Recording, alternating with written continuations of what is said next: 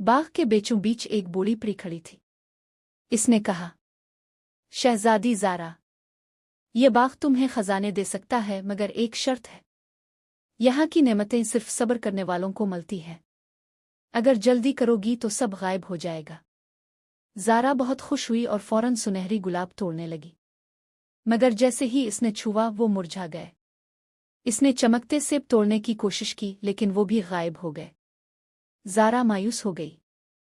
परी ने मुस्करा कर कहा, बेटी, अच्छी चीज़ें वक्त लेती हैं। सब्र करो, मेहनत करो, फिर देखो कैसा इनाम मिलता है। ज़ारा ने हिम्मत न हारी। वो रोज़ आती, पौधों को पानी देती, सुकून से बैठती और सब्र से इंतज़ार करती। दिन गुजरते गए और बाग के फूल मज़ीद खिलने लगे, सेब पकने लगे और पूरा बाग खुशबू और रोशनी से भर गया।